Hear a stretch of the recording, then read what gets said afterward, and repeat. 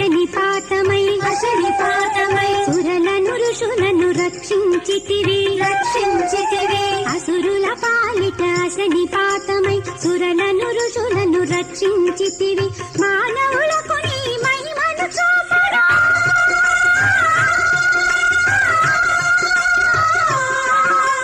మానవులకు నీ మహిమను చూపగా వెలసితివిలలో జగన్మాతవై